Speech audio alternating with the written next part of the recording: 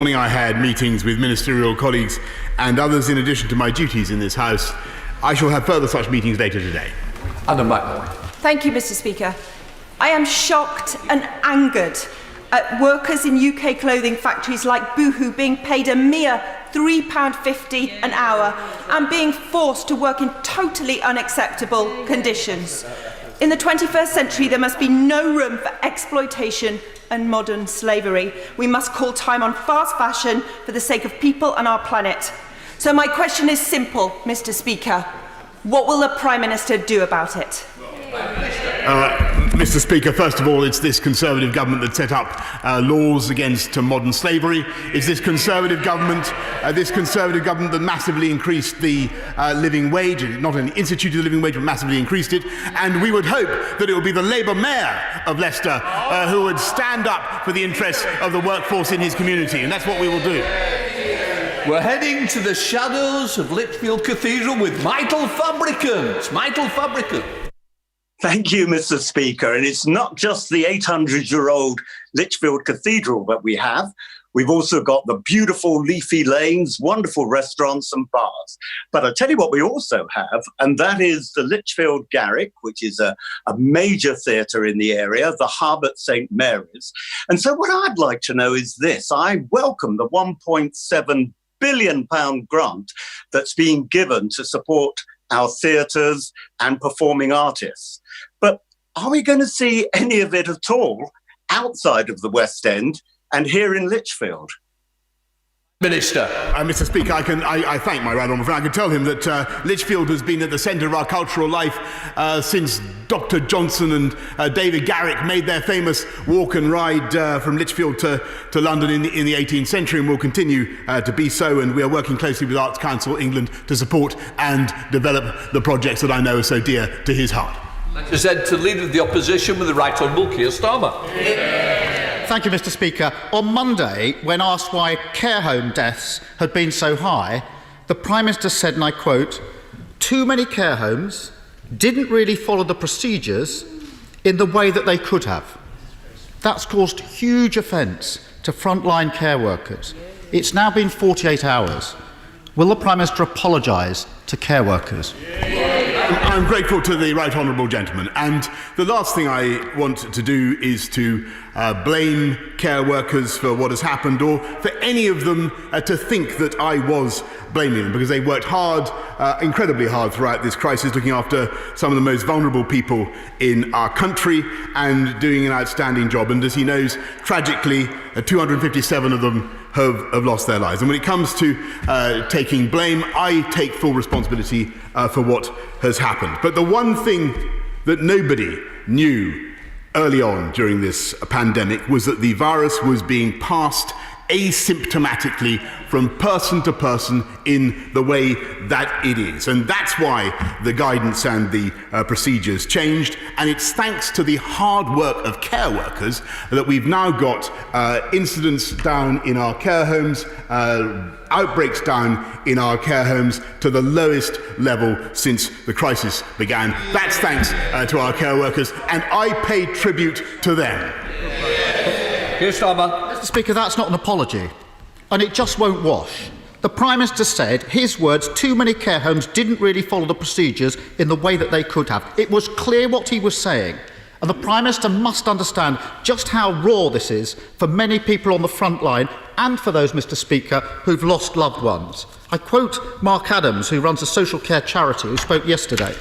He said this: "You've got 1.6 million social care workers going into work to protect our parents, our grandparents, our children, putting their own health and potentially lives at risk.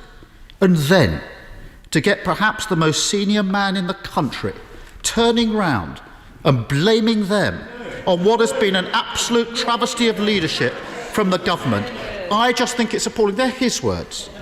Ask the Prime Minister again, will he apologise to care workers, yes or no?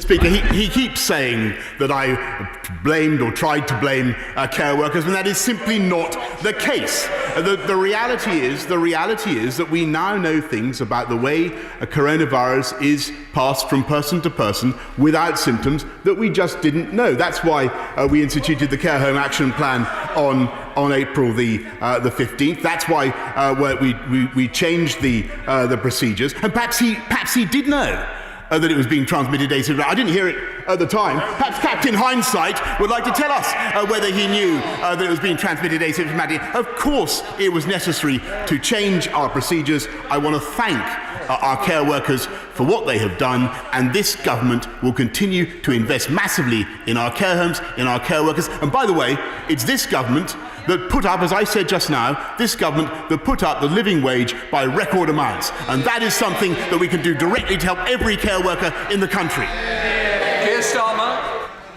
By refusing to apologise, the Prime Minister rubs salt into the wounds of the very people that he stood at his front door and clapped. The Prime Minister and the Health Secretary must be the only people left in the country who think that they put a protective ring around care homes. Those on the front line know that that wasn't the case. I quote one care home manager from ITN News yesterday. She said this: "I'm absolutely livid at the fact that he says we didn't follow the procedures, because the care assistants, the nurses, everyone in the care home have worked so hard. And then he's got the audacity to blame us." Her words. What would the Prime Minister like to say to that care home manager? What I would like to say to the lady in question, and indeed to every care home worker in the country, is that this government appreciates the incredible work that they have done. We thank them for the incredible work they have done. And let me say further that we will invest in our care homes and we will reform the care home sector. And I hope, by the way, Mr. Speaker, that we'll do it on the basis of cross-party consensus and get a lasting solution to the problems in our care homes and the difficulties many people face in funding the cost of their old age. That's what we want to do. That's what this government is pledged to do after 30 years of inaction, and I hope that he will join us in doing it. Keir Starmer. Well, I'm glad to hear it. I gently point out that his government has been in power for 10 years with no plan and no white paper. Of course we'll join in plans for reforming healthcare, but for social care, but 10 years wasted. The reality is this: more than 19,000 care home residents have died from COVID-19. It's a far higher number when you include excess deaths. Overall, around 1 in 20 care home residents are estimated to have died from the virus. 1 in 20. It's chilling. These are extraordinary numbers. Yet the Prime Minister has consistently ducked responsibility for this. Will he accept it isn't care workers who are to blame, it's his government? Mr. Speaker, I don't know. I think he's got the old vice of reading out the pre-prepared question without listening to the answer I've just given. I've made it absolutely clear that this government takes responsibility for everything that we've done throughout this crisis, and of course I pay tribute once again to the work of every care worker in the country, and I thank them. But what we've also done is put forward a care home action plan that has helped our care workers, our care home industry, to get the incidence of coronavirus right down in every care home in the country to the lowest level. And we're now putting in monthly testing for every resident in our care home and weekly testing for every care home worker. And that is thanks to the fantastic efforts of everybody involved in NHS testing and tracing. And I think, by the way, he should pay tribute to them as well. Yes, Starmer. Mr. Speaker, the Prime Minister continues to insult those on the front line by not taking these issues seriously. The Prime Minister must recognise that huge mistakes have been made. 2 months ago, at PMQs, I highlighted the weakness of early guidance on care homes. The Prime Minister, typically flippant, simply said it's not true. There were repeated warnings from the care sector, repeated delays in providing protective equipment. This wasn't hindsight. They were raised here day in, day out, week in, week out. It wasn't hindsight, it was real time for the front line. Same on routine testing. And the decision to discharge 25,000 people to care homes without tests was clearly a mistake. Will the Prime Minister simply accept that his government was just too slow to act on care homes? Full stop. Mr. Speaker, the right honourable gentleman knows very well, or he should know very well, that the understanding of the disease changed dramatically in the months that we've had it. And when he looks at the action plan that we brought in to help our care workers, I think he would appreciate the vast amount of work that they have done, the PPE that they've been supplied with, the testing that they've been supplied with. That has helped them to get the incidence of the disease down to record lows. And it has enabled us to get on with our work as the government in getting this country through this epidemic, getting this country back on its feet. That's what this country wants to see. We've stuck to our plan to open up our economy gradually and cautiously. One week he's in favour of it, the next week he's against it. What this country wants to see is a steady, stable approach to getting our country back on its feet. That is what we are delivering. Finally, Mr. Speaker, to add further insult to injury, there are reports this morning that the government is to remove free hospital parking for NHS workers in England. The Prime Minister will know that this could cost hundreds of pounds a month for our nurses, our doctors, our carers and our support staff. We owe our NHS workers so much. We all clap for them. We should be rewarding them, not making it more expensive to go to work. The Prime Minister must know this is wrong. Will he reconsider and rule it out? Mr. Speaker, the hospital car parks are free for NHS staff for this pandemic. They're free now, and we are going to get on with our manifesto commitment to make them free for patients who need them as well. And the House will know that that was never the case under the Labour government. Neither for staff, nor for patients, May I respectfully suggest that he takes his latest bandwagon and parks it free somewhere else, Mr. Speaker. One week he's backing us, the next week he's not. One week he's in favour of a tax on wealth and tax on homes. The next week he tries to tiptoe away from it. We know how it works. He takes one brief one week, one brief the next. He's consistent only in his opportunism, whereas we get on with our agenda. Build for jobs, and the House will hear more about it shortly, Mr. Speaker. Thank you, Mr. Speaker. Mr. Speaker, my well-known and much-loved constituent, Alan Young, died of cancer last year, having been cared for at Myton Hospice in Warwick. And I'm sure the Prime Minister will remember the very moving letter that he received from Alan's brave 9-year-old son, Tommy, which Tommy read out on local radio, praising Myton for looking after his dad and asking for them to receive support. Now, the government's providing £200 million per quarter for hospices during the current emergency, so it's very clear that the Prime Minister appreciates their work. And will he join me, Tommy, his brother Shay and his mum Kelly in thanking Myton and all hospices across the country for the invaluable care they provide to people like Alan? Mr. Speaker, I do indeed remember that letter, and I know the thoughts and sympathies of the whole House will be with Alan and his family. I would like to join Tommy and Shay and Kelly and indeed my honourable friend in thanking all hospices for the incredible work that they do. Let us head to Scotland to visit the leader of the SNP, Ian Blackford. Thank you, Mr. Speaker, and I'm sure you, the Prime Minister, and indeed the whole House will want to join me in marking Srebrenica Memorial Day, which takes place this Saturday and for the first time happening online. We should never forget the terrible genocide that took place 25 years ago. And can I associate myself with the concerns about Tory hospital parking charges? The SNP government abolished them in Scotland 12 years ago, and I would urge the Tory government to do the same so NHS workers and patients will not be penalised. Mr. Speaker, 3.8 million people across the United Kingdom could face unemployment when the furlough scheme ends. The job retention scheme has been a lifeline to millions, yet we could see progress unravel as the scheme ends. Millions of people could potentially find themselves out of work, struggling to pay bills and to put food on the table. Will the Prime Minister commit today to extending the furlough scheme? People must not lose their jobs because the Tories refuse to act.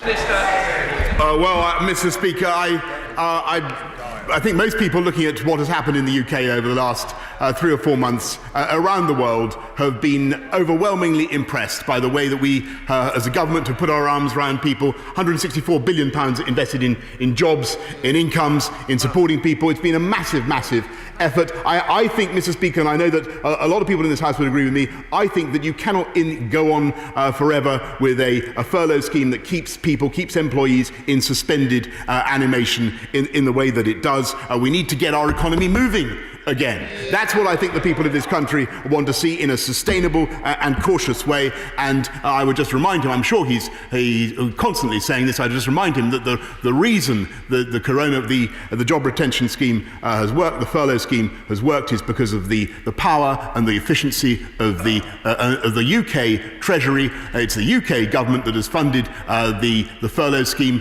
and 4.8 billion, I should say, in Barnett consequentials to Scotland alone. I'm sure he doesn't hesitate to remind his colleagues of that. We return to Scotland again with Ian Blackford. I'm sure he'll reappear. Mr. Speaker, of course, it's about the future, and it's about making sure that people can be protected. Just this week, we've seen Spain look to extend their furlough scheme into 2021. Research has shown that prematurely ending the job retention scheme risks higher unemployment and weaker productivity, with a potential loss of up to £50 billion to GDP. The Resolution Foundation are calling for £3 to £5 billion to be spent on extending furlough payments for the hardest hit sectors. And the TUC are warning of the effect of ending the furlough scheme early would have people that are shielding in difficulties. Mr. Speaker, this is about not throwing away the benefits that we have accrued. The Prime Minister seems intent on sinking the lifeboat that has been keeping so many people afloat. If the Prime Minister will not extend the furlough scheme, will he give Scotland the powers so we can do it ourselves? Minister.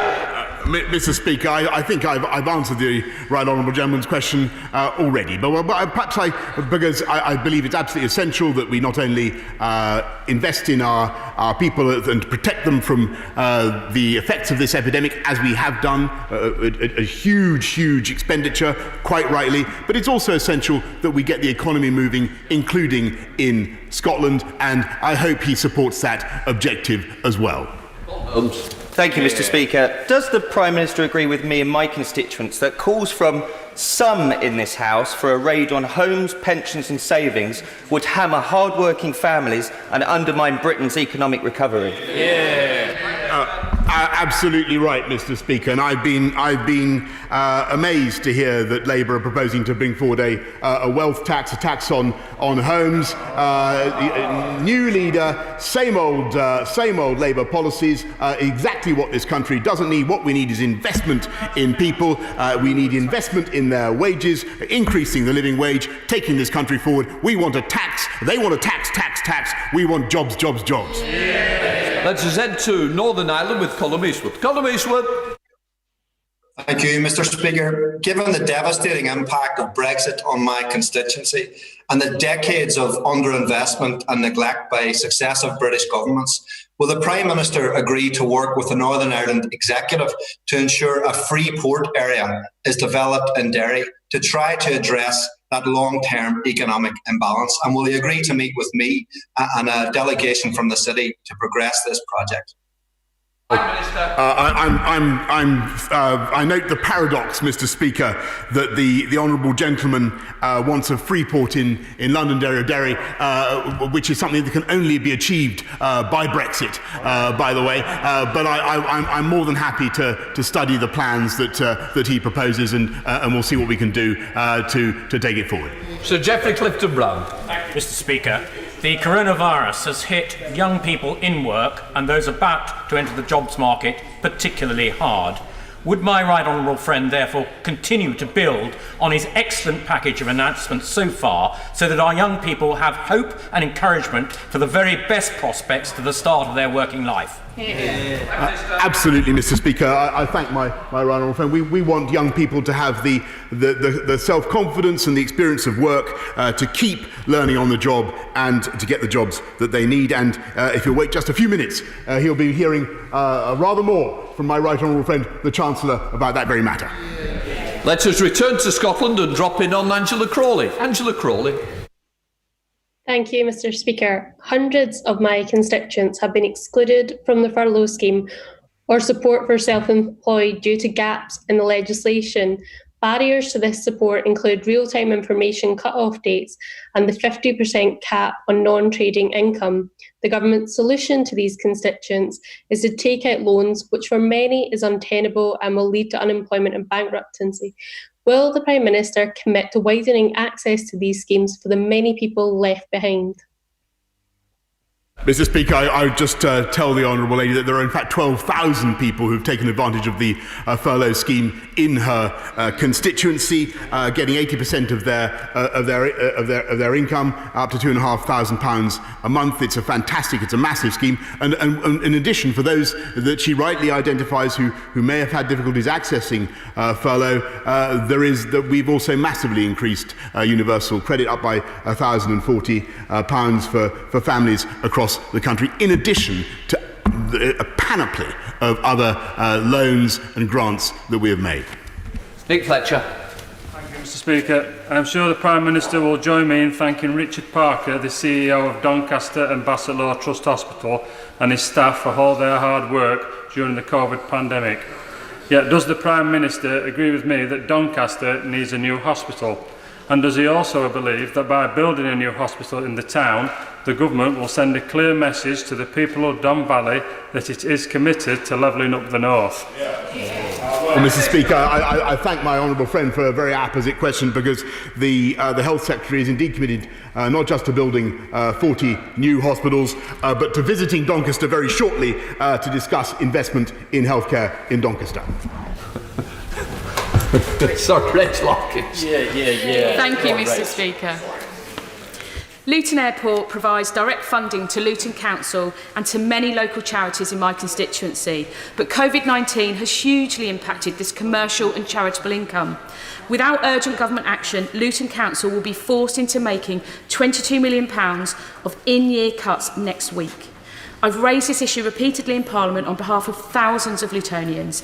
Will the Prime Minister meet with me to discuss how emergency funding for Luton Council will save crucial local services and hundreds of key workers' jobs? Well, Mr. Speaker, she raises a very important issue, because the aviation industry has been very hard hit, and that's why we're supporting the sector in all kinds of ways, not just by supporting employees, but also the time to pay scheme and loans from the Bank of England and indeed the government to aviation. The best way, and of course we're supporting local councils as well with billions of pounds, 3.2 billions of pounds for local councils. But the most important thing is to get a medium and long-term solution that enables those airlines to start flying again, so that Luton Council can get the revenues that it needs. I perfectly understand and support the points she makes.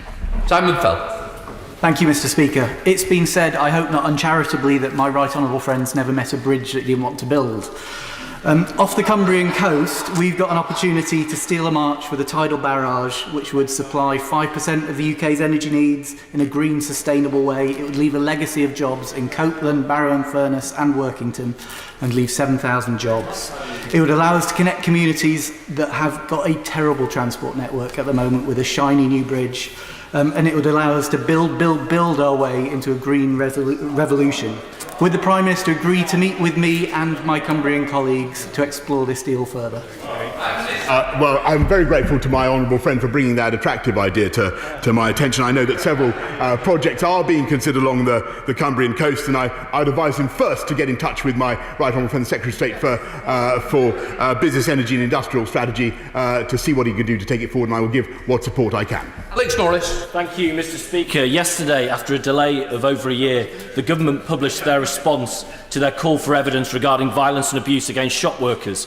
In that period of time, there have been 150,000 such incidents. It's completely unacceptable. There's a lot of very good things in the government's response, but it is disappointing that they've stopped short of a change in the law. Mr. Speaker, will the Prime Minister make a commitment that if his plans don't reduce the 400 plus incidents every day within 6 months, he will support legislative change? change. Mr. Speaker, I think we should have absolutely zero tolerance for violence or aggression to people who work in shops, just as we have zero tolerance for people who are aggressive towards those who work in our public services, and we will do everything we can to ensure that is the case. Stephen Hammond. Thank you, Mr. Speaker. There was a welcome relaxation of lockdown rules on Saturday, but some sectors such as health and beauty, performing arts, language schools, events providers and wedding industry are still not able to open. Could I ask my right honourable friend if he'll publish a timetable so there can be some hope and certainty for these industries? My right honourable friend raises a very, very important point. We, as he knows, on May the 10th we set out our plan for cautiously getting our economy open again, and we will be saying more later this week about the next steps and the timetable that we hope to follow. Heading to Bedford to drop in on Mohammed Yassin. Mohammed Yassin. Thank you very much, Mr. Speaker. A care home owner in my constituency was told if they refuse to accept the return from a hospital of a COVID-positive patient, they would be discharged to an unfamiliar home. The procedure the owner was obliged to follow was this government's. So rather than point the finger at care workers for his failures, will the Prime Minister do the right thing, apologize and pay tribute to the professionalism of the care home owners, managers and staff in Bedford who went above and beyond this government guidelines to save lives? Minister. Mr. Speaker, I thank the honourable gentleman, and I renew the points that I made earlier on the tribute I pay to care home workers. The particular case that he raises is important and troubling. So if he would be kind enough to write to me with details setting out exactly what happened, I will be very happy to reply. Thank you, Mr. Speaker. We've seen the most amazing upsurge in community spirit in this country, with hundreds of, thousands and millions of people coming together to support their neighbours. Does my right honourable friend agree that we need to sustain this community spirit into the future, and that means supporting the social infrastructure of local places like libraries and youth clubs and community businesses, and it also means Whitehall giving away power so that finally local communities can take back control? Well, I thank my honourable friend for everything that he's done to champion the voluntary sector community spirit over many years, and I've followed his campaigns with interest and with support, and I do think there is now an opportunity to build on the way the nation came together during the COVID crisis and to deliver even more of the kind of projects that he wants, and we will certainly be putting our support behind those types of community initiatives. Thank you, Mr. Speaker. 230,000 renters are going to be at risk of homelessness or eviction as we emerge from lockdown.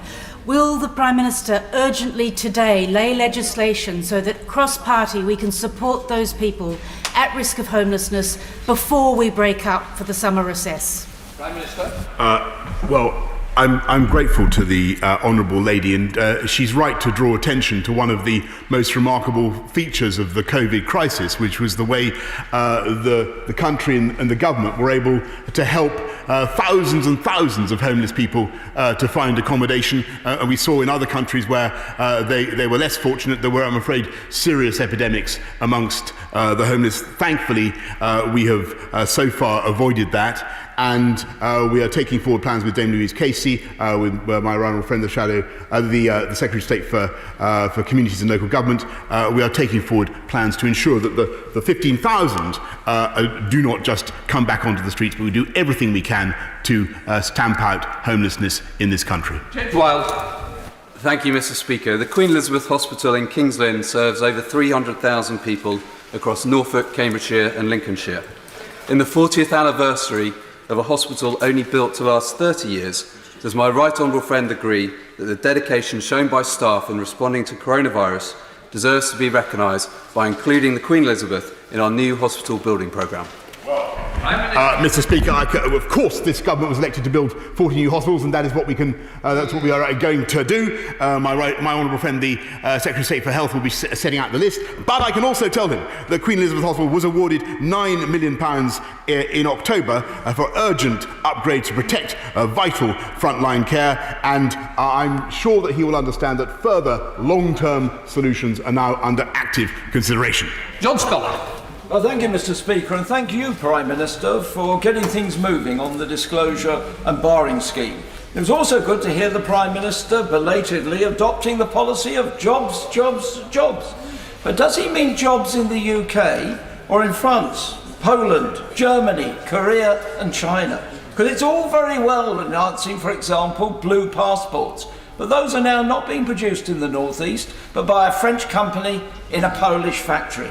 So, Prime Minister, will you now take back control and give instructions to the Treasury, to the Cabinet Office, to Whitehall and town halls to actually buy British and protect British jobs, jobs, jobs? Well, Mr. Speaker, my honourable friend behind me says from a sedentary position, what's he got against Poland? We believe we are creating, we will create hundreds of thousands of jobs in this country. We will actively buy British. We will ensure that contracts go to great British companies, Mr. Speaker. But what we will not do is turn our faces against the notion of international free trade and the market that has brought colossal wealth to the people of this country. Those are the politics, those are the economics of the madhouse, Mr. Speaker. Steve Baker.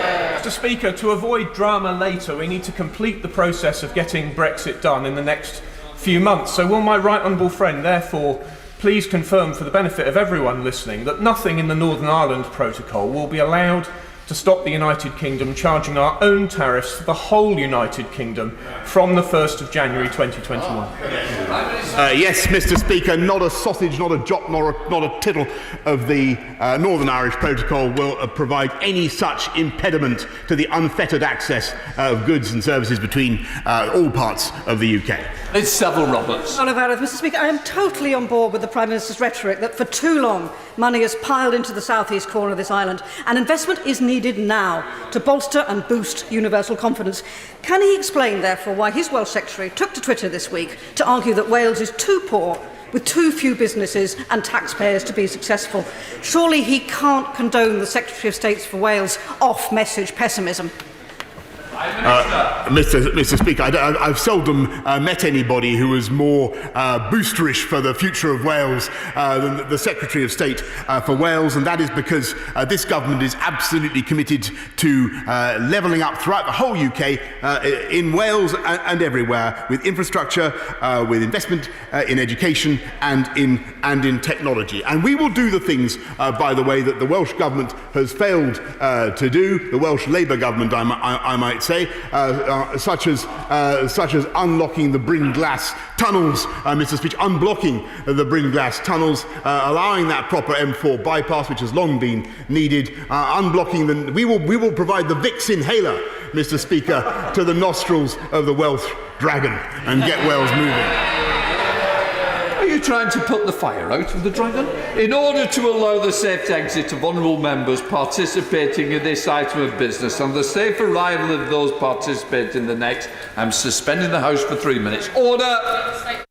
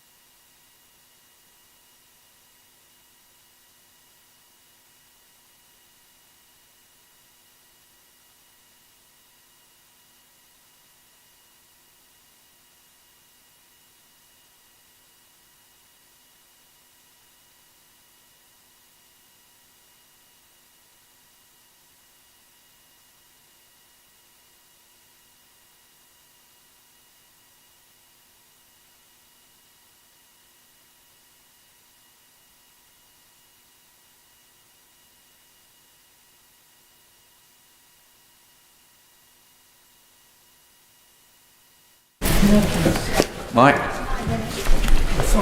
No problem. Order! I call the Chancellor of the Exchequer to make a statement. Chancellor of the Exchequer! Mr. Speaker, I stood here in March saying I knew people were worried, and I know they're worried still.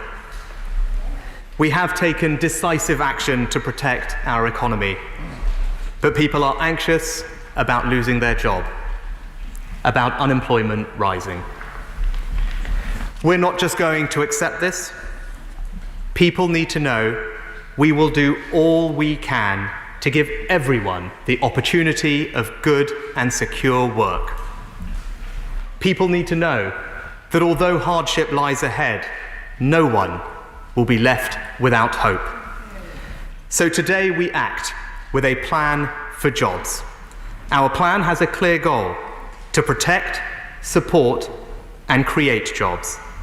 It will give businesses the confidence to retain and hire, to create jobs in every part of our country, to give young people a better start, to give people everywhere the opportunity of a fresh start. Where problems emerge, we will confront them. Where support is justified, we will provide it. Where challenges arise, we will overcome them. We entered this crisis unencumbered by dogma, and we continue in this spirit, driven always by the simple desire to do what is right. Mr. Speaker, before I turn to our plan for jobs, let me first outline the nature of the challenge. Our economic response to coronavirus is moving through 3 phases. In the first phase, beginning in March, the government announced social distancing measures and ordered businesses to close, halting the spread of the disease. We put in place one of the largest and most comprehensive economic responses in the world. Our £160 billion plan protects people's jobs, incomes, and businesses. We supported more than 11 million people and jobs through the job retention and self-employment schemes, alongside billions of pounds for the most vulnerable. We supported over 1 million businesses to protect jobs through tax cuts, tax deferrals, direct cash grants, and over 1 million government-backed loans. And we supported public services with new funding for the NHS, schools, public transport, and local authorities. In total, we have now provided £49 billion to support public services since this crisis began. Analysis I'm publishing today shows our interventions significantly protected people's incomes, with the least well-off in society supported the most. And this crisis has highlighted the special bond which holds our country together. Millions of people in Scotland, Wales, and Northern Ireland have been protected by the UK government's economic interventions, and they will be supported by today's plan for jobs. No nationalist can ignore the undeniable truth. This help has only been possible because we are a united kingdom. Mr. Speaker, 4 months on, as we carefully reopen our economy, we are entering the second phase of our economic response. Despite the extraordinary support we've already provided, we face profound economic challenges. World economic activity has slowed, with the IMF expecting the deepest global recession since records began. Household consumption, the biggest component of our economy, has fallen steeply. Businesses have stopped trading and stopped hiring. Taken together, in just 2 months, our economy contracted by 25%, the same amount it grew in the previous 18 years. And the Independent Office for Budget Responsibility and Bank of England are both projecting significant job losses, the most urgent challenge we now face. I want every person in this House and in the country to know that I will never accept unemployment as an unavoidable outcome. We haven't done everything we have so far, just to step back now and say job done. In truth, the job has only just begun. Mr. Speaker, if the first phase of our economic response was about protection, and the second phase, the phase we're addressing today, is about jobs, there will come a third phase where we will rebuild. My right honourable friend, the Prime Minister, has set out our vision to level up, unite the country, spread opportunity, and repair and heal the wounds exposed through this crisis. I can tell the House we will produce a budget and spending review in the autumn. And we will deal too with the challenges facing our public finances. Over the medium term, we must and we will put our public finances back on a sustainable footing. In other words, our plan for jobs will not be the last action. It is merely the next in our fight to recover and rebuild after coronavirus. Mr. Speaker, let me now turn to the detail of our plan for jobs. Central to our economic response has been the Jobs Retention Scheme. Furlough has been a lifeline for millions, supporting people and businesses to protect jobs. But it cannot and should not go on forever. I know that when furlough ends, it will be a difficult moment. I'm also sure that if I say the scheme must end in October, critics will say it should end in November. If I say it should end in November, critics will just say December. But the truth is, calling for endless extensions to the furlough is just as irresponsible as it would have been back in June to end the scheme overnight. We have to be honest. Leaving the furlough scheme open forever gives people false hope that it will always be possible to return to the jobs they had before. And the longer people are on furlough, the more likely it is their skills could fade and they will find it harder to get new opportunities. It is in no one's long-term interest for the scheme to continue forever, least of all those trapped in a job that can only exist because of a government subsidy. So the furlough will wind down flexibly and gradually, supporting businesses and people through to October. But while we can't protect every job, one of the most important things we can do to prevent unemployment is to get as many people as possible from furlough back to their jobs. So today, we're introducing a new policy to reward and incentivise employers who successfully bring furloughed staff back. A new jobs retention bonus. If you're an employer and you bring someone back who was furloughed and you continuously employ them through to January, we will pay you a £1,000 bonus per employee. It is vital that people aren't returning just for the sake of it. They need to be doing decent work. So for businesses to get this bonus, the employee must be paid at least £520 on average in each month from November to January, the equivalent of the lower earnings limit in national insurance. The House should understand the significance of this policy. We will pay the bonus for all furloughed employees. So if employers bring back all 9 million people who have been furloughed, this would be a £9 billion policy to retain people in work. Our message to business is clear. If you stand by your workers, we will stand by you. Mr. Speaker, the furlough was the right policy to support people through the first phase of this crisis. But now, in this new phase, we need to evolve our approach. Today, I want to set out for the House a new 3-point plan for jobs. We need to first support people to find jobs. Second, create jobs. And third, protect jobs. Mr. Speaker, let me start with supporting jobs, and in particular, the help we want to provide for those who will be hardest hit by this crisis, younger people. Over 700,000 people are leaving education this year. Many more are just starting out in their careers. Coronavirus has hit them hard.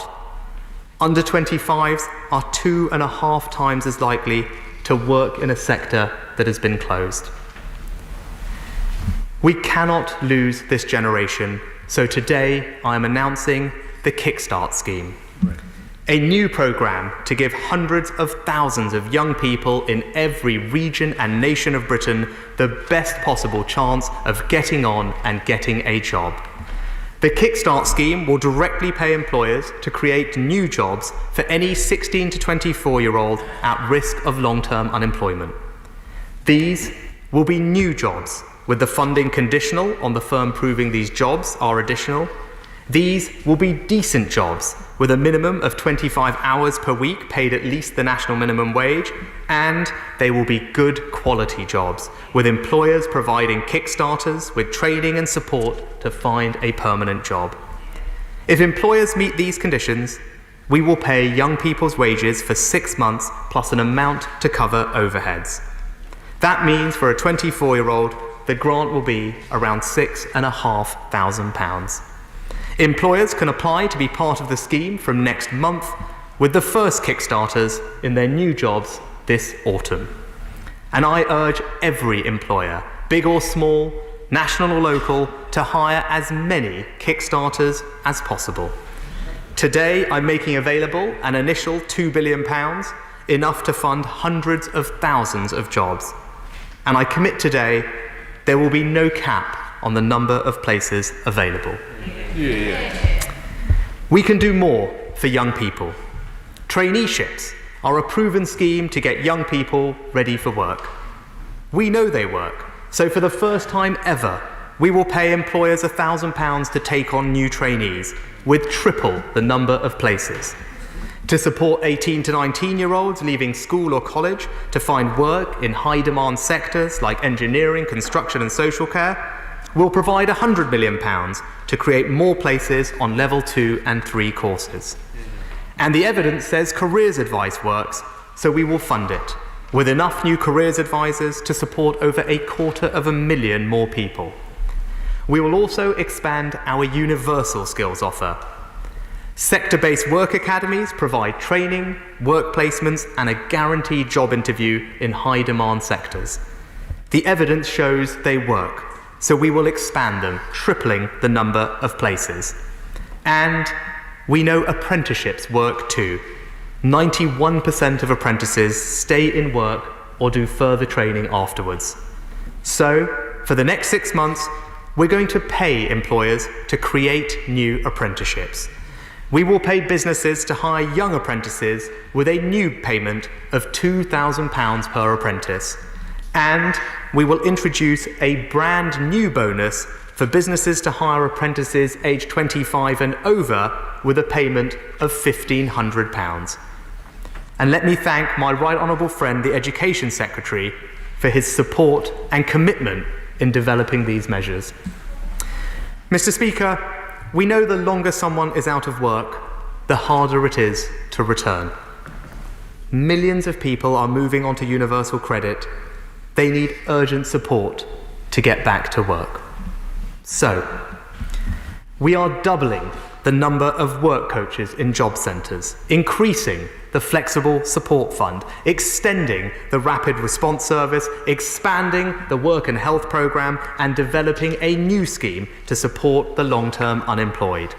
The academic and economic evidence tells us these are among the most effective things we can do. So I'm investing an extra £1 billion in DWP to support millions of people back to work. And I'm grateful for everything my right honourable friend, the Work and Pension Secretary, and her incredible team have done. £1 billion of support for the unemployed, more money for skills, traineeships and apprenticeships, and a new, good quality job for hundreds of thousands of new Kickstarters. The first part of our plan for jobs. Mr. Speaker, the second part of our plan is to support job creation. That begins with historic investment in infrastructure, creating jobs in every region and nation of the UK. At budget, I announced £88 billion of capital funding this year, And last week, the Prime Minister announced our plans to accelerate £5 billion of additional investment projects.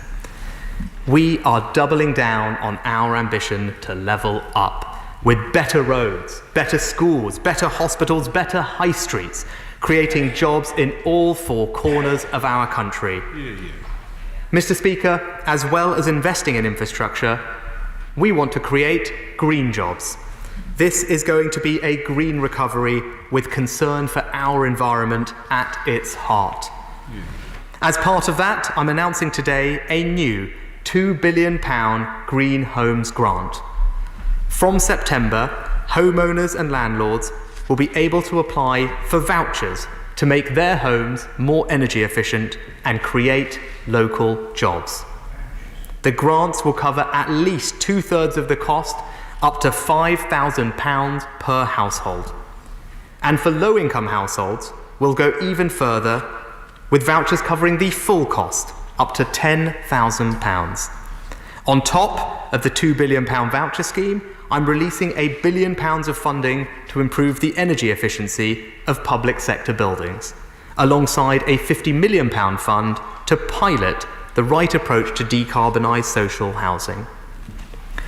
Taken together, we expect these measures to make over 650,000 homes more energy efficient, save households up to £300 a year on their bills, cut carbon by more than 0.5 megatonne per year, equivalent to taking 270,000 cars off the road, and most importantly right now, support around 140,000 green jobs. A £3 billion green jobs plan to save money, cut carbon, and create jobs.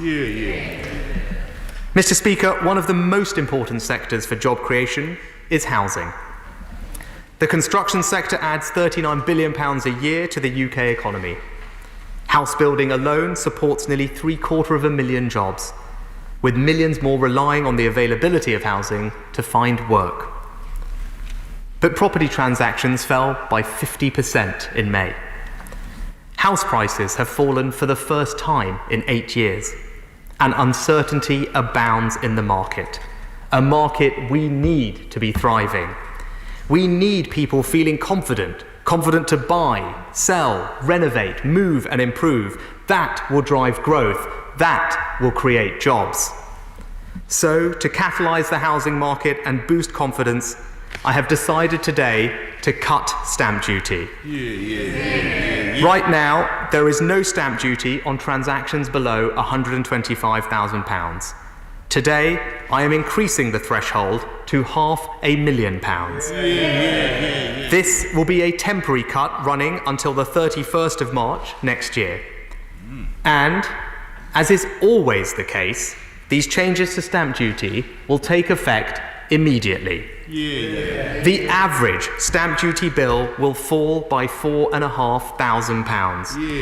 And nearly 9 out of 10 people buying a main home this year will pay no stamp duty at all. Stamp duty cuts, a £5,000 Green Homes grant, and tens of billions of pounds of new capital projects. We are creating jobs, the second part of our plan for jobs. Mr. Speaker, the final part of our plan will protect jobs that already exist by helping some of our highest employing but hardest hit sectors, hospitality and tourism. Our economy relies on consumption, especially social consumption. The pubs, cafes, restaurants, hotels and B&Bs that bring life to our villages, towns and cities. Taken together, these sectors employ over 2 million people, disproportionately younger, women and people from Black, Asian and minority ethnic communities. And many rural and coastal communities rely on these industries. 80% of hospitality firms temporarily stopped trading in April, and 1.4 million workers have been furloughed, the highest proportions of any sector. So the best jobs programme we can do is to restart these sectors and get our pubs, restaurants, cafes and B&Bs bustling again. I know people are cautious about going out, but we wouldn't have lifted the restrictions if we didn't think we could do so safely. And I've seen in the last few weeks how hard businesses are working to make their premises safe. And if we follow the guidance and respect what they ask us to do, we can all enjoy summer safely. In turn, we need to give these businesses the confidence to know that if they open up, invest in making their premises safe, and protect jobs, demand will be there, and be there quickly. So today I'm announcing 2 new measures to get these sectors moving and protect jobs. First, at the moment, VAT on hospitality and tourism is charged at 20%. So I've decided for the next 6 months to cut VAT on food, accommodation and attractions. Eat-in or hot takeaway food from restaurants, cafes and pubs, accommodation in hotels, B&Bs, campsites and caravan sites, attractions like cinemas, theme parks and zoos. All these and more will see VAT reduced from next Wednesday until January the 12th from 20% to 5%. This is a £4 billion catalyst for the hospitality and tourism sectors, benefiting over 150,000 businesses and consumers everywhere, all helping to protect 2.4 million jobs. But, Mr. Speaker, we will go further. The final measure I'm announcing today has never been tried in the UK before. This moment is unique. We need to be creative. So, to get customers back into restaurants, cafes and pubs and protect the 1.8 million people who work in them, I can announce today that for the month of August, we will give everyone in the country an Eat Out to Help Out discount. Meals eaten at any participating business, Monday to Wednesday, will be 50% off up to a maximum discount of £10 per head for everyone, including children. Businesses will need to register and can do so through a simple website, open next Monday. Each week in August, businesses can then claim the money back with the funds in their bank account within 5 working days. 1.8 million people work in this industry. They need our support. And with this measure, we can all eat out to help out. A VAT cut to 5% and a first of its kind government-backed discount for all. That's the third part of our plan for jobs. So, Mr. Speaker, £1,000 jobs retention bonus.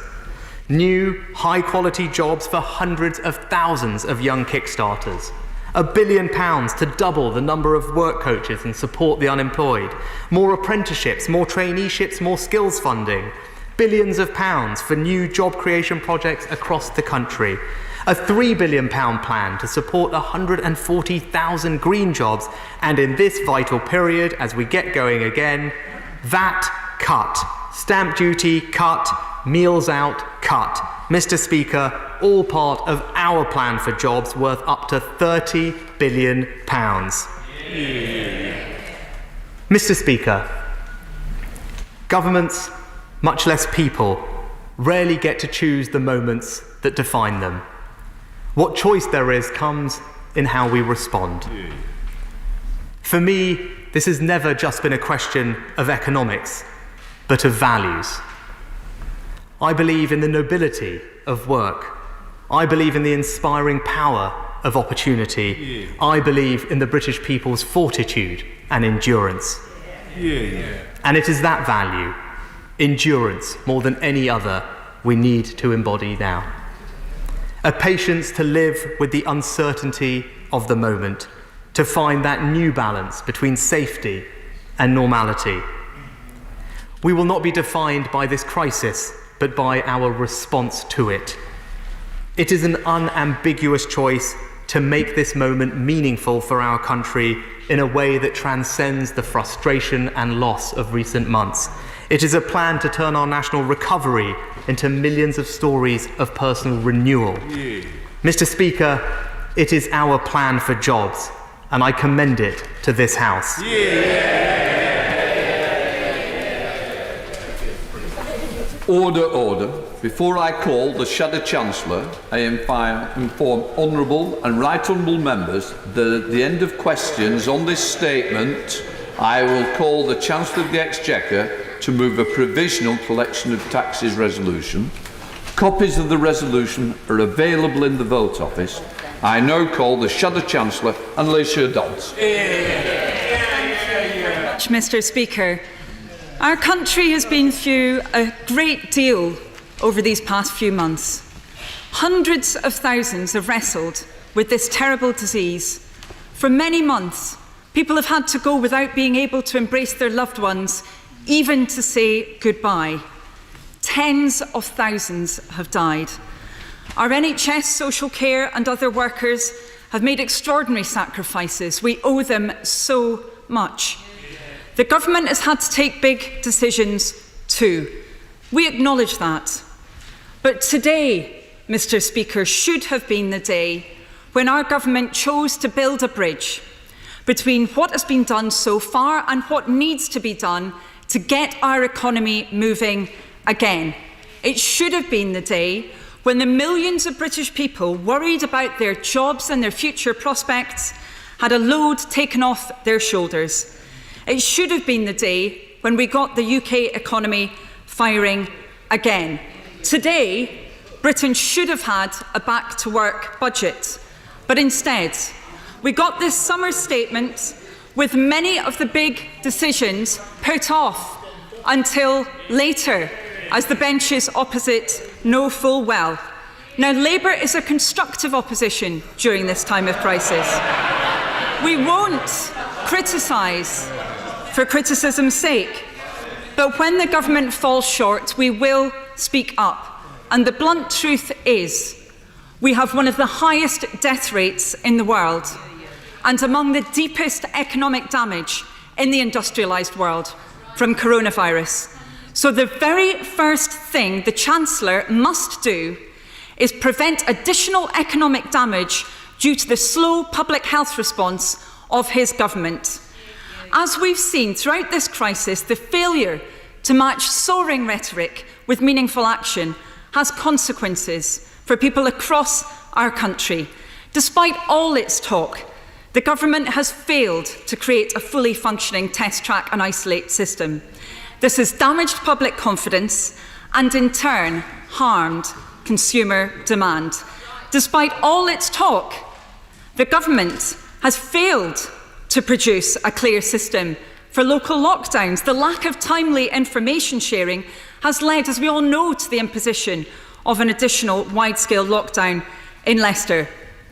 The government's contracts with outsourcing firms amount to almost £3 billion, but we still haven't got test, track and isolate working properly in the UK, like it is in many other countries, and government still hasn't got a grip on the low value and limited scope of sick pay, risking people's ability to self-isolate. Fear is corrosive. Fear is hurting our economy. Government has got to get this right. Now, of course, we welcome the government's announcement today of targeted VAT cuts on hospitality and tourism and of vouchers to be used in restaurants. Local businesses desperately need that support. And so many low and middle income people in particular really need help right now. That's why we've repeatedly called for social security to better meet their needs and prevent people risking losing their homes. If delivered properly, these measures should help.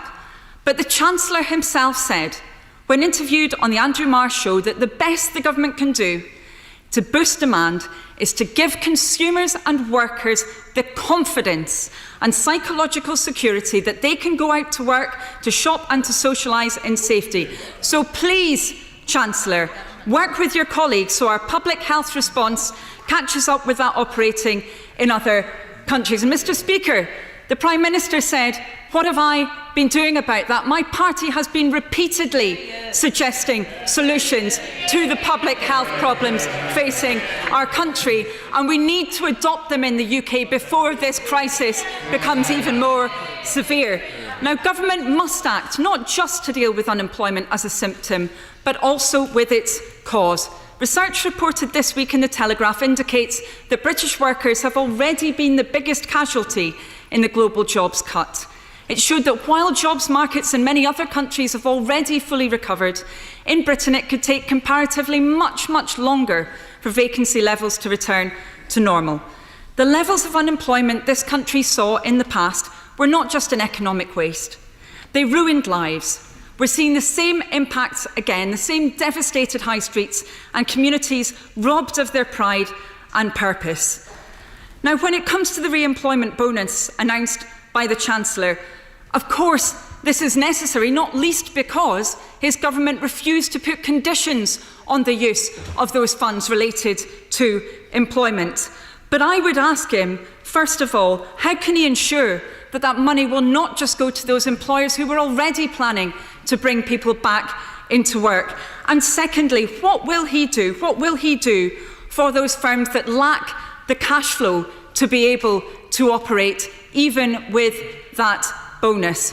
And related to this, the Chancellor still needs to abandon his one-size-fits-all approach to withdrawing the job retention and self-employed schemes. No one is saying those schemes should stay as they are indefinitely. We have never said that on this side of the House.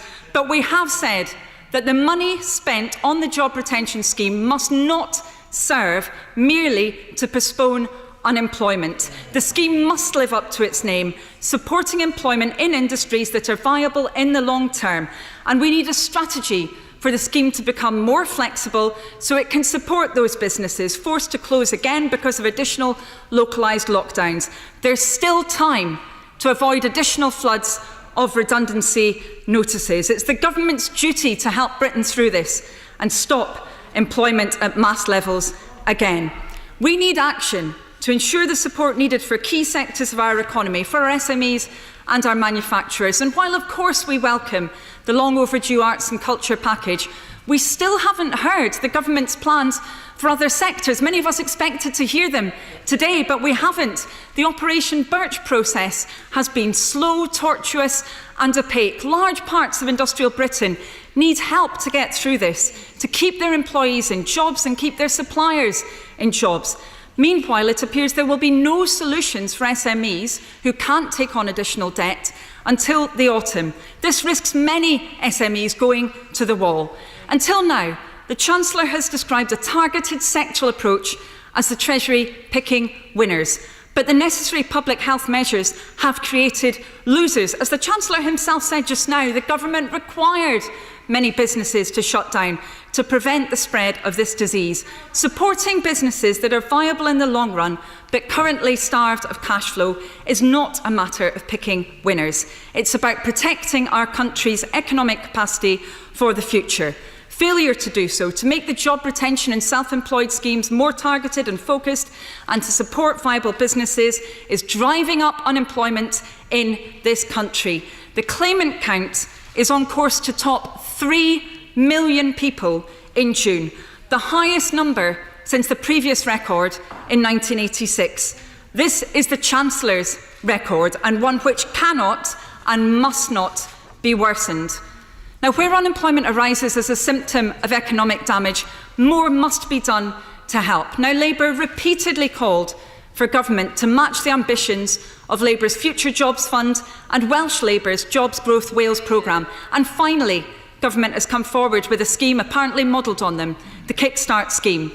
The Conservatives, of course, cancelled the Future Jobs Fund. It's taken them almost 10 years to catch up, and as with their belated adoption of our call for jobs, jobs, jobs, perhaps this gives a new meaning to the phrase Project Speed. But we need to make sure now that that Kickstart scheme provides genuinely additional opportunities for young unemployed people. And government must also recognise the specific challenges faced by older job seekers, many of whom are becoming unemployed for the first time. and those based in especially hard-hit places. Reimposing sanctions now is punitive and counterproductive when job seekers need support. Now, we must be ambitious for the future of our country's economy. Our ambition should not just be to build our way out of this, but to do so in a greener and cleaner way. For this, we need more than the reheated announcements by the Prime Minister last week. Of course, the investment announced was welcome, not least because much of it was already committed to by the government. And core elements are missing. 50 million to support retrofitting in social homes, for example, is just a seventh of what the Conservatives said they would be spending every year. And the muddled confusions over stamp duty over the last 48 hours reflect a broader lack of strategy when it comes to house building, particularly for genuinely affordable and social homes. Overall, the UK's green investment package barely touches the sides of other countries' commitments.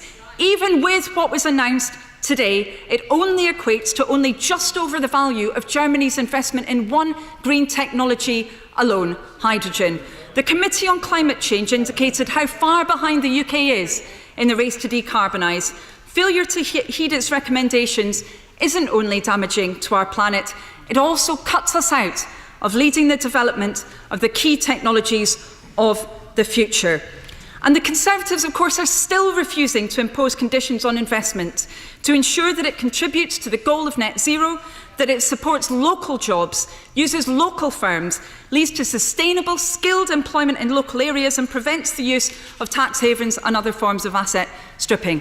Finally, if the Chancellor really wants to build back better, he must prevent a rerun of the past.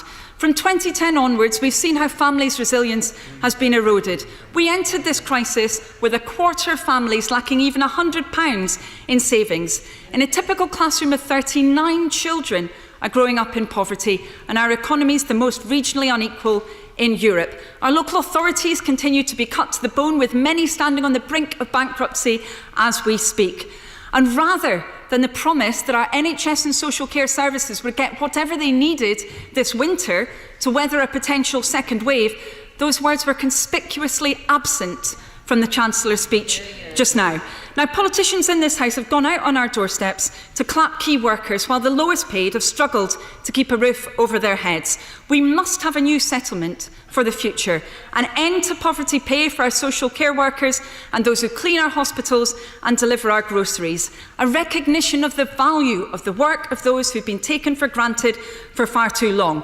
Now, there were some initial press reports that the government was due to announce generalised tax increases or cuts to services this autumn, contradicted by the Prime Minister, who rejected whatever had apparently been briefed out by the Treasury. It's happened quite a few times. Well, I say to the government, if it does increase taxes during the recovery and cuts back on the public services we all rely on, this will damage demand and inhibit our recovery. Labour is not calling for tax rises. We are calling for growth. Now, the Tory manifesto committed to no rises in income tax, national insurance or VAT, and therefore it is for the Conservatives to set out how any additional spending will be paid for. It's the Chancellor's job to make sure the economy bounces back from this crisis so there's money in the coffers to protect the public finances. Now, last week, Mr. Speaker, the Chancellor's colleague, the Prime Minister, tried to claim the mantle of FDR, as we all know. Maybe now we know why he went for Roosevelt, because this week the Prime Minister blamed carers for the failings in the system that his government had underfunded for the past decades. Now we know why he went for Roosevelt, because the last thing his government would have wanted was the sign on Harry Truman's desk, the successor to Roosevelt. That sign said, "The buck stops here." If this government had a sign, it would probably say, "The buck stops anywhere but here." But it can't escape its responsibilities. To govern is to choose to finally sort out test track and isolate, to prevent unnecessary additional unemployment, and to build the green jobs of the future. This is a moment when our country needs its government to help Britain through. Chancellor of the Exchequer. Mr. Speaker, I thank the honourable member opposite for that contribution. Throughout this crisis, she and I have spoken, and where possible, I have tried to find common ground for our measures with as broad a coalition as possible, including with members of the opposition. I do feel it is necessary, however, to reiterate just a few points. The Honourable Lady talked about vulnerable people. Well, as I said, the analysis published today shows that our interventions have helped the poorest in our society the most. Those are the values of this Conservative government. We will make sure no one is left behind during this time of national crisis, and we will ensure that those who are most vulnerable get the support and protection they deserve. She also talked about jobs and the difference in different countries' reactions to the labour market. She is right. Our economy is more reliant on consumption than other economies. It is also more reliant on social consumption than other economies. That is why the acute difficulty of social distancing and the shutdowns have affected our economy more than others. And that is why, to help protect those 2 million jobs in the 150,000 business in those sectors, people who are on average lower paid, women, BME communities, rural and coastal communities, that is why we have put in place what I believe to be bold and decisive measures to help protect employment in those sectors. She talked about conditionality on funds that we've provided. And here, Mr. Speaker, she has to choose.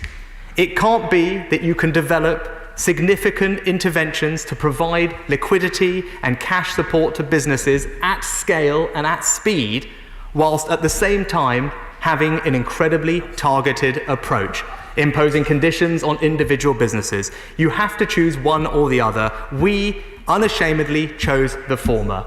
The speed of what was happening to our economy, the scale that it was happening, demanded an approach that required us to take a broad-brushed approach, and that was the way we could get help to as many people as possible, as quickly as possible. Absolutely right.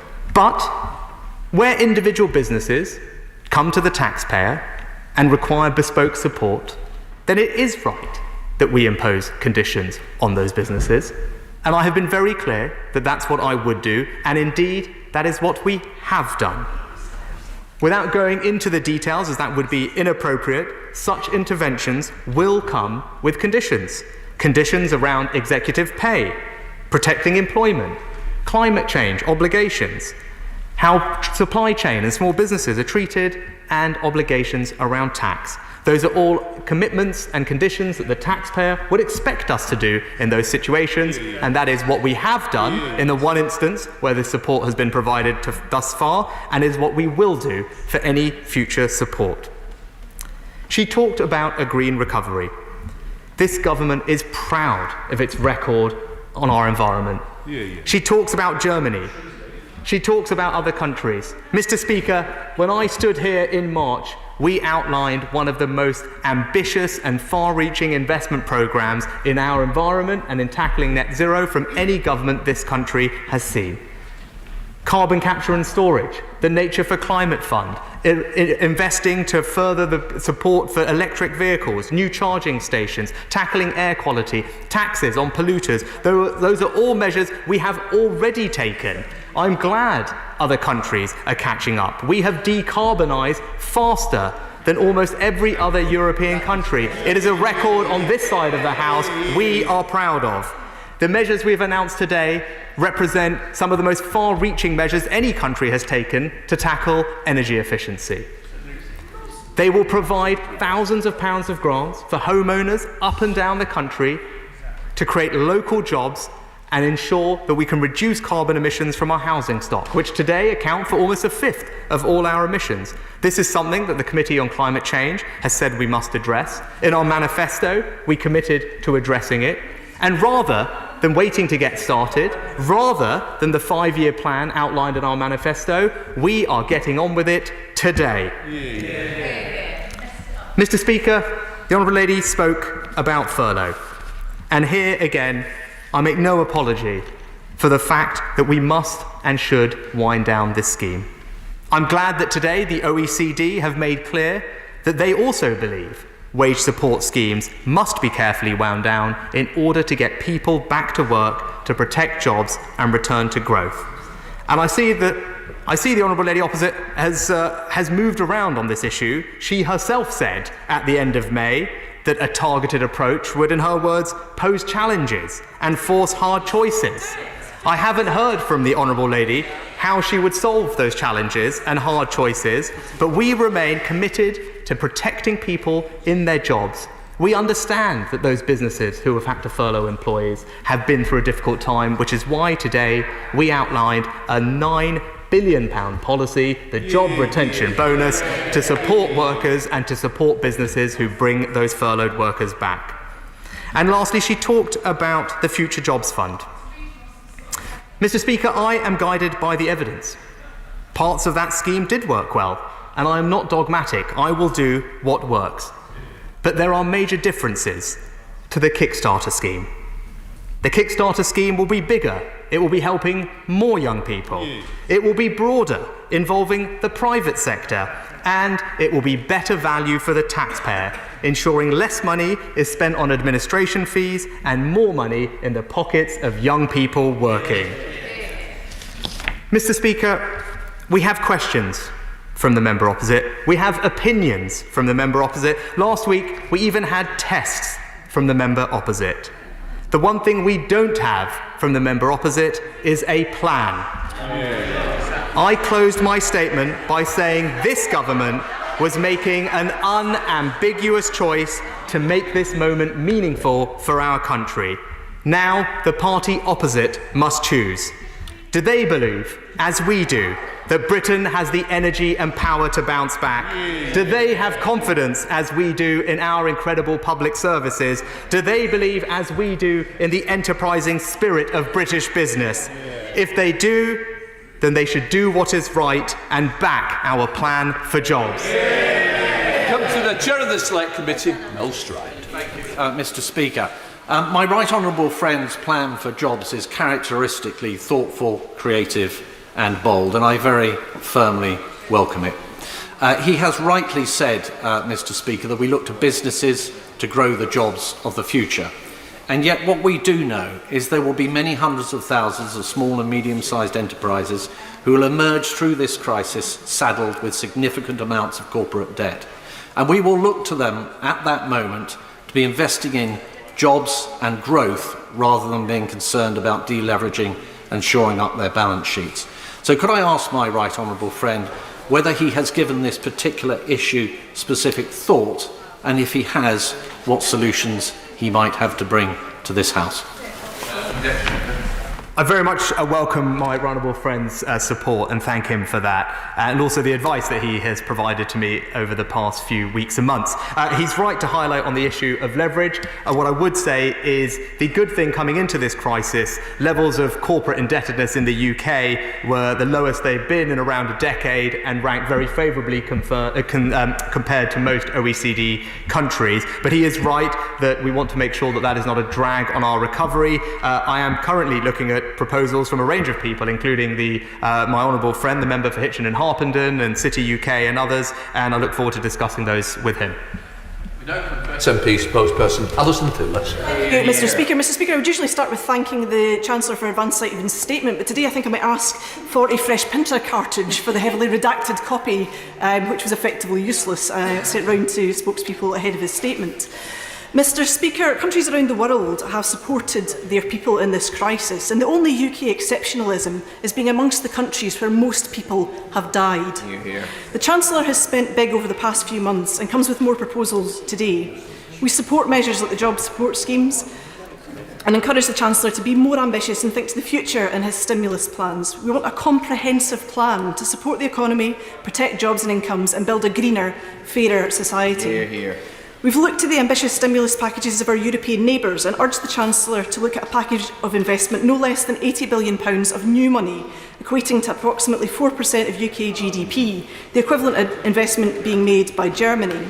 This would allow for the level of investment needed to secure jobs not just now, but for the future, because we know that Brexit is coming over the horizon.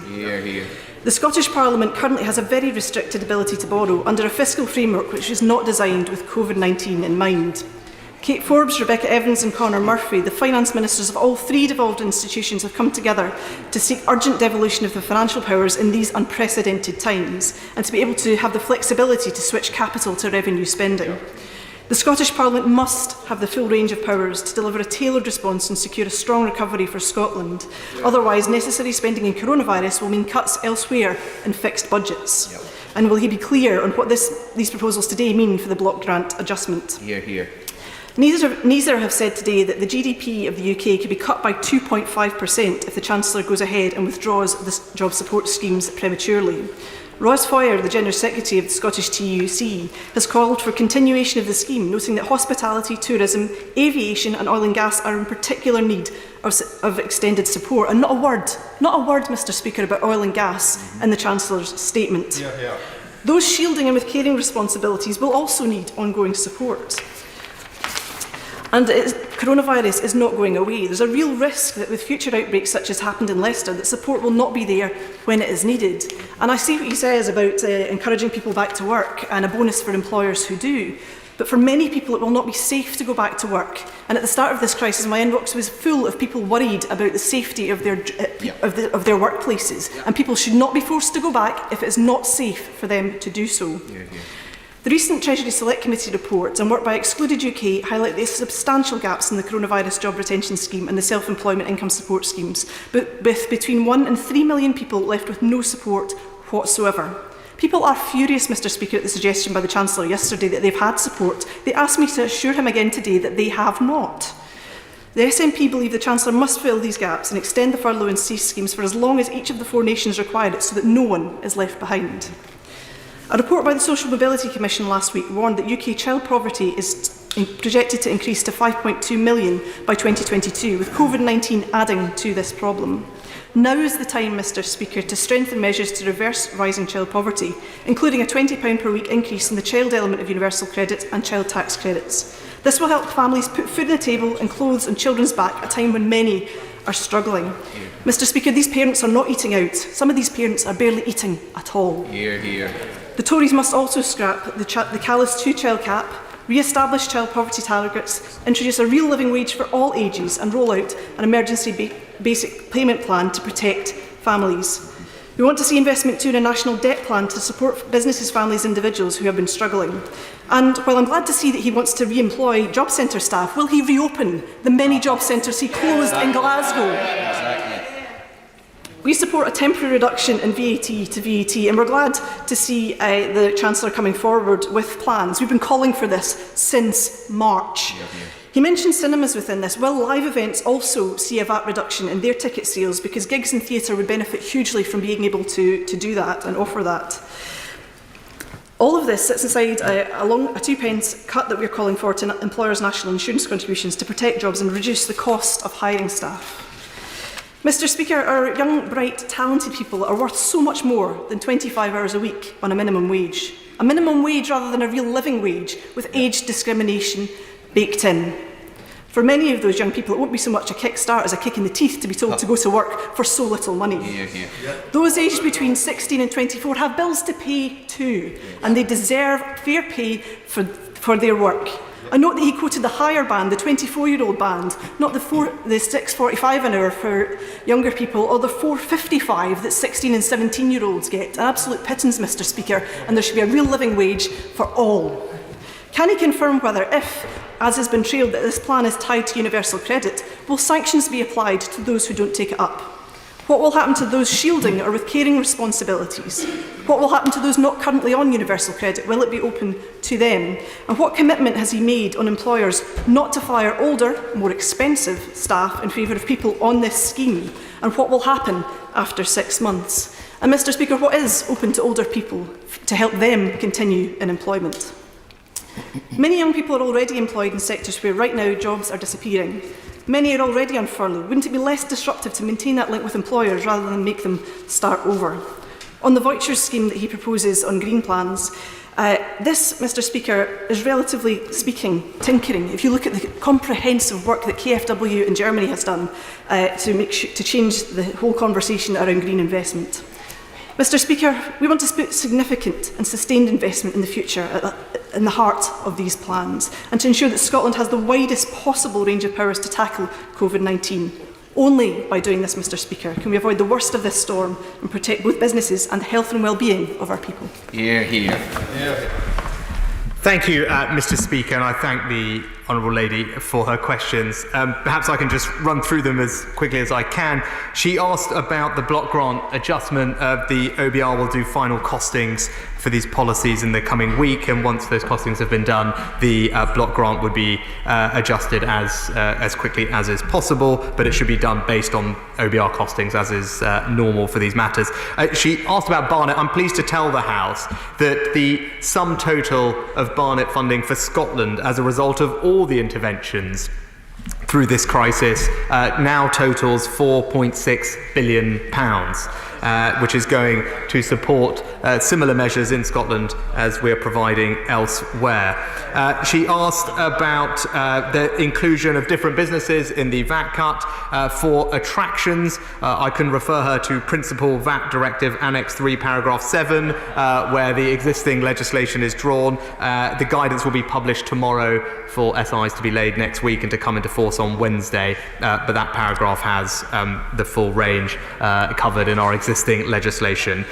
In terms of investment, it is right. It is absolutely important that we do invest in our future. It's something that matters very keenly both to me but indeed also to the Prime Minister, and which is why in the budget we delivered on the Prime Minister's ambitions to level up in every part of this country with investment plans that tripled the amount of investment in our country from the last 4 decades. It is a significant commitment of our level of ambition and support for every part of this United Kingdom, building the prosperity for the future by having an investment revolution, and she can be reassured we remain absolutely committed to that goal. She asked also about support for those who are older. What I can say to her is for the, not quite the first time, but the only other time we did it was very time-limited time as well, we are introducing a payment to businesses to take on apprentices over the age of 25, £1,500 per apprentice taken on. That is for the simple reason that whilst most people think of apprentices as young people, 44% or so of new apprentice starts are actually over the age of 25, and it's important that we provide that financial incentive at this time of economic distress to try and create as many new apprenticeships as possible, including for those who are older, who will also benefit, of course, from all our other universal skills interventions that my right honourable friend, the Pension Secretary and Education Secretary, will take forward. More broadly, I would close, Mr. Speaker, by saying the measures I announced today, the jobs retention bonus for furloughed employees, the Kickstart scheme, the VAT cut and the Eat Out to Help Out discount, all incredibly significant interventions. All of them benefit the entire United Kingdom. And it is important to note, as I've heard from the Honourable Lady and other members of her party, how important tourism is to the Scottish economy. It's something my Scottish colleagues have made very clear to me. Rural communities, especially coastal communities, they disproportionately play an important part in the Scottish economy. These measures, Eat Out to Help Out and the VAT reduction for these economies, will be absolutely vital in driving the growth of Scotland going forward. And again, a reminder to everyone, we are stronger together, one United Kingdom. Peter Bottomley. Mr. Speaker, can I welcome the positive approach the Chancellor and the Government are taking? I think that if we were to ask, many MPs won't be able to ask questions now, would want to share with me the view that we should be green, red and blue. Green, having economically and environmentally sustainable ways of getting the economy to come back. Red, to watch out for things we should not be doing. And blue, as a way of being colourblind and trying to make sure that whether in the coast or in the countryside or in the cities, people get the opportunities.